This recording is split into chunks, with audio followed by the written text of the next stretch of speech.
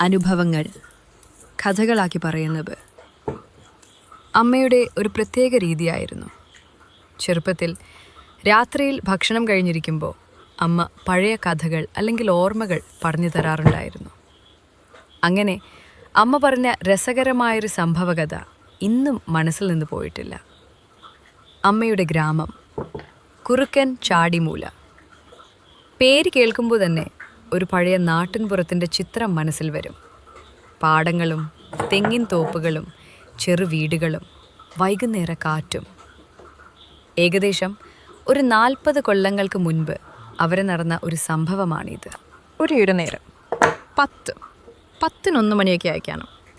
കൊയ്ത്ത് കഴിഞ്ഞു ഒഴിഞ്ഞു കിടക്കുന്ന വലിയ പാടത്ത് പെട്ടെന്ന് ഒരു ഹെലികോപ്റ്റർ വന്നിറങ്ങി. എന്തോ സാങ്കേതിക പ്രശ്നം കാരണം അതിനവിടെ എമർജൻസി ലാൻഡിംഗ് ചെയ്യേണ്ടി വന്നതായിരുന്നു. പക്ഷേ ആ നാട്ടുകാർക്ക് അതൊരു അത്ഭുതമായിരുന്നു. കാരണം അന്നത്തെ കാലത്ത് ഹെലികോപ്റ്റർ നേരിൽ കാണുക എന്നത് വളരെ അപൂർവമായ കാര്യമായിരുന്നു. വാർത്ത നാട്ടിൽ പെട്ടെന്ന് പടർന്നു. പാടത്ത് ഹെലികോപ്റ്റർ വന്നിറങ്ങി. അത് കേട്ടവരെല്ലാം ഓടി അവിടേക്കെത്തി.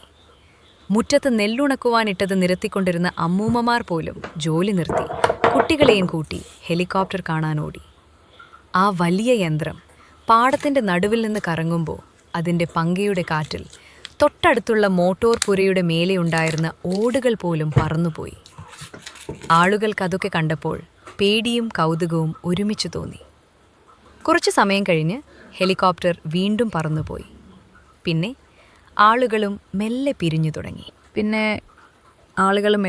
തുടങ്ങി. പക്ഷേ കഥ അവിടെ തീർന്നില്ല. ആളൊഴിഞ്ഞു തുടങ്ങിയ സമയത്താണ് നാട്ടിലെ ഒരു തല്ലുകൊള്ളിയായ യുവാവ് തൊട്ടടുത്ത വീട്ടിൻ്റെ മതിലിനരികിലൂടെ പോയിരുന്ന ഇലക്ട്രിക് ലൈൻ ശ്രദ്ധിച്ചത്. ഒരു കൗതുകം തോന്നിയ അവൻ നിലത്ത് കിടന്നിരുന്ന ഒരു ഉണക്ക വടിയെടുത്തു. ലൈൻ കമ്പിയിലൊന്ന് തൊട്ടു നോക്കി. ഒന്നും സംഭവിച്ചില്ല. അതോടെ അവന് ധൈര്യം കൂടി.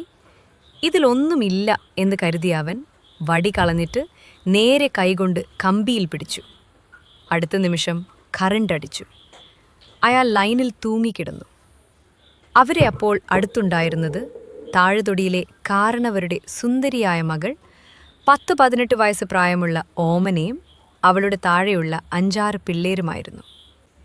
ഈ കാഴ്ച കണ്ട ചെറിയ കുട്ടികൾ കരയാൻ തുടങ്ങി. ഓമനയാകട്ടെ വലിയ വവായിൽ ബഹളം വച്ചു നെഞ്ചത്തടിച്ചു നിലവിളിച്ചു.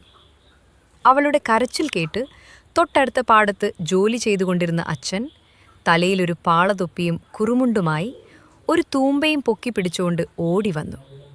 കയ്യിലുണ്ടായിരുന്ന തൂമ്പയുടെ പിടികൊണ്ട് ലൈനിൽ തൂങ്ങിക്കിടുന്ന ആളെ അടിച്ച് താഴെയിടാൻ നോക്കി.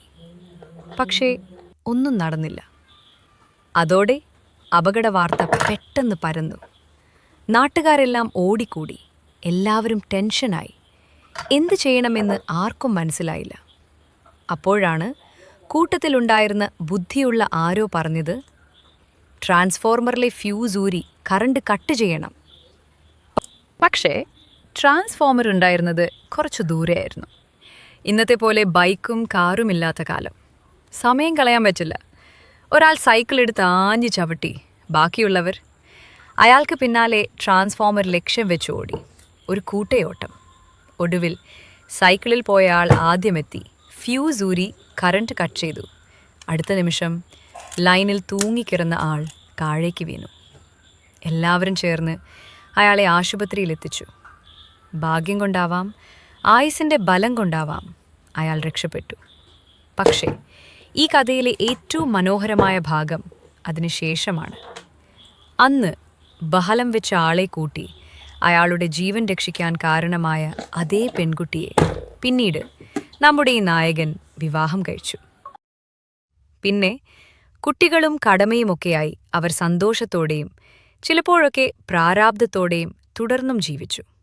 അപ്പോൾ ചില കഥകൾ അപകടത്തിൽ തുടങ്ങി പ്രണയത്തിൽ അവസാനിക്കും, അല്ലേ?